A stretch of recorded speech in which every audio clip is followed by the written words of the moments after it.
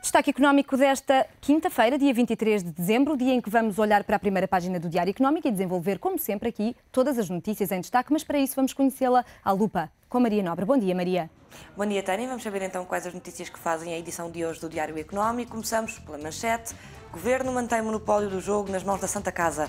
A Comissão encarregue de analisar o mercado dos jogos recomendou então ao Executivo que mantivesse as apostas online ilegais. Na fotografia, Ferreira de Oliveira perde apoio da ENI e dos angolanos na Galp Energia. A recondução do presidente executivo da Galp é cada vez mais improvável. Três acionistas de referência, a ENI, a Sonangol e Isabel dos Santos, não estão disponíveis para apoiar a reeleição de Ferreira de Oliveira, cujo mandato termina no próximo mês de março. Destaque também para a Banca Nacional. O risco dos bancos portugueses foi o que mais subiu no mundo em 2010 e ainda para o Estado, que tinha uma dívida superior a 400 milhões de euros a 6 empresas. Na eletricidade, as empresas vão poder discriminar os custos na fatura dos clientes e nos remédios, aqui os medicamentos também em destaque. O aumento do preço em 2011 está a provocar uma corrida às farmácias neste final do ano. E porque hoje é quinta-feira, Tânia, dia de suplemento, inovação e tecnologia, a seleção de estrelas e de flops que marcou 2010, as personalidades, tecnologias, lançamentos e negócios que pelas melhores ou piores razões marcaram a área das tecnologias no último ano. Na fotografia, Pablo Poe, da Peugeot, comprou uma Wii para usar em família e, ainda em destaque, Wait for Less, ou como um site pode revolucionar as vendas online. Também ainda o Yahoo dispensa pessoal e prepara uma reestruturação do negócio. Tenho algumas das notícias que podem ser lidas durante o dia de hoje no Diário Económico. E que vamos aqui desenvolver neste destaque económico. Maria, uma delas, na manchete. Em outubro, o salário mínimo nacional vai atingir os 500 euros, assegura o Governo, mas em janeiro o aumento vai ser de apenas 10 euros. A decisão foi tomada em concertação social com as críticas da CGTP. No final da reunião, a Ministra do Trabalho garantiu ajuda às empresas mais afetadas pela subida do salário mínimo. Há muito que o salário mínimo gera discussão entre patrões, sindicatos e governo. CGTP e UGT lembravam o acordado em 2006 em concertação social, que no início de 2011 o valor do salário mínimo era fixado nos 500 euros.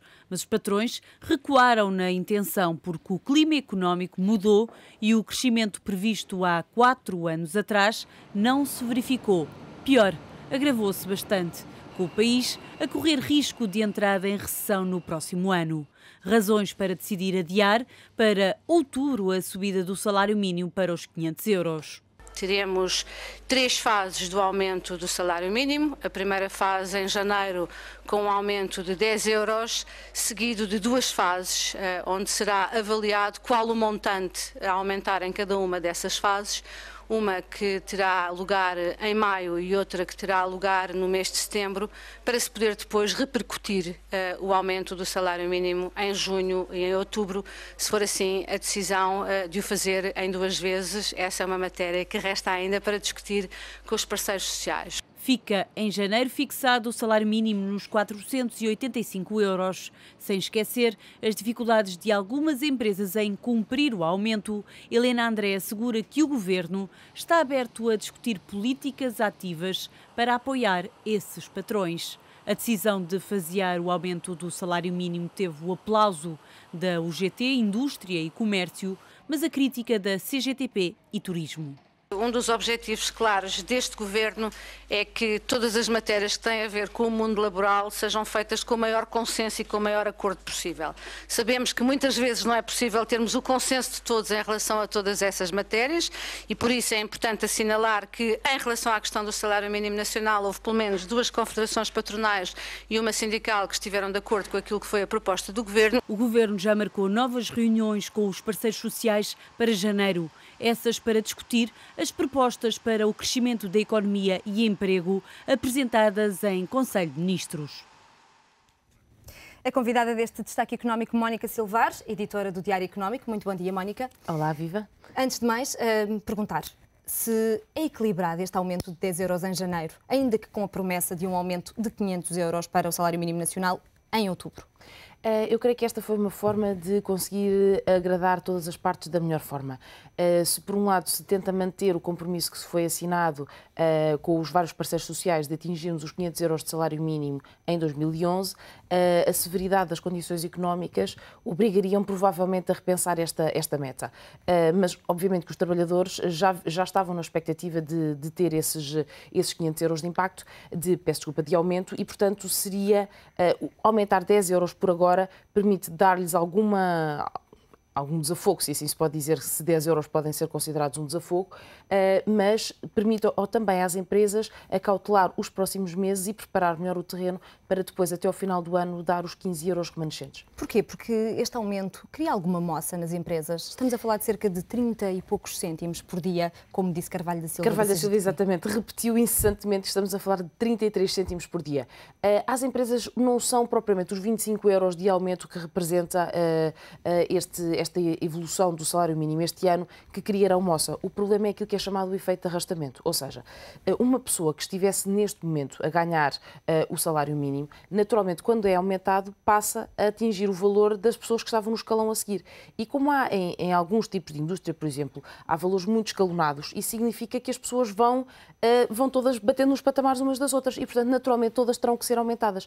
E esse efeito de arrastamento que depois será bastante pesado para as empresas. Há especialistas que dizem que esse argumento não colhe, é um argumento por parte das empresas, mas que nada obriga a que, efetivamente, tenham de ser aumentados os outros trabalhadores, numa espécie de pressão, não é? Sim, sobe o salário mínimo e sobem todos os outros trabalhadores em escala. Eu creio que isto é uma questão de gestão de recursos humanos, não é? Uma empresa que tenha um conjunto de trabalhadores a ganhar o salário mínimo, os que estão acima desse valor é porque, naturalmente, têm maiores competências ou têm maior formação e, por isso mesmo, é que já não estão no salário mínimo e já deram um passo evolutivo na sua carreira. E, portanto, esta pressão não é tão ilusória quanto isso. Por exemplo, eu lembro também a entrevista que publicamos hoje com o presidente da AEP, onde ele é completamente a favor do aumento do salário mínimo para 500 euros. Inclusivamente, ele é quase que surpreendentemente a favor, em que diz que as empresas têm perfeitamente capacidade para aguentar este aumento, mas depois sublinha os riscos desse efeito de arrastamento. Portanto, esse efeito de arrastamento é de facto perigoso para as empresas. E não seria num cenário normal, não seria se nós não estivéssemos a entrar numa quase recessão económica em 2011, em que é preciso que tudo corra muito bem para que a economia possa crescer os 0,2% que o Governo estima para este ano, para o próximo ano. Nós já estamos mesmo no fim, já dizemos este ano. Já dizemos este ano. E por isso há estes riscos, porque se as empresas não tiverem clientes, quer seja a nível externo, que colmatem as carteiras de encomendas externas, quer seja dentro do próprio mercado interno, elas vão estar numa situação muito complicada. E os indicadores que até agora temos do INE demonstram que os consumidores não estão a consumir ao ritmo que consumiam em meses e em anos anteriores. E por isso mesmo, estes 25 euros não seriam uma ajuda mesmo ao consumo privado? Seria uma ajuda ao consumo privado, é verdade, mas nós também sabemos que todas as organizações internacionais, ano após ano, nos têm dito que Portugal tem que aprender a crescer de outra forma e com um outro modelo económico. Nós até aqui temos, de facto, assente sempre muito as nossas expectativas de crescimento no consumo interno e não pode ser assim. Nós temos que começar a crescer mais à base do consumo externo, ou seja, através das exportações. E a Alemanha é um excelente exemplo de um país que consegue ter o crescimento e o desempenho que tem graças às exportações. Mónica, podemos ter aqui uma nova divisão entre o GT e CGTP depois daquela que foi uma greve histórica. Temos Carvalho da Silva encostado de um lado, que ficou de fora do leque de escolhas do Governo para esta negociação, pelo menos são palavras do próprio Carvalho da Silva. Podemos ter mais contestação social, mais greves? Eu creio que mais contestação social vamos ter seguramente. E eu creio que isto vai ser um avolumar de queixas e de insatisfações que os portugueses vão sentir ao longo de 2011, precisamente pelas razões que já apontámos atrás. Agora, a greve geral, eu tenho algumas dúvidas que volte a acontecer tão facilmente, ou pelo menos logo em janeiro, como Carvalho da Silva quis deixar entender que as novas formas de luta e de contestação poderiam vir a acontecer em janeiro. Creio que estamos seguramente a pensar, ou vamos assistir a várias manifestações, mas também é preciso nós pensarmos que as pessoas também sabem que a situação é muito grave e que dificilmente terão outras alternativas que não aquelas que neste momento se lhes apresentam. Depois também há o problema do contexto político. As pessoas sabem que nos 3 primeiros meses do ano nem vale a pena estarem a fazer grandes contestações, porque qualquer Presidente da República que saia eleito nas eleições presidenciais de janeiro não tem poderes para dissolver a Assembleia da República até março. E, portanto, convocar eleições, não convocar, estaríamos a falar do mês de abril. Portanto, seria criar um clima de instabilidade quase que desnecessário e contraproducente para a evolução da economia nacional.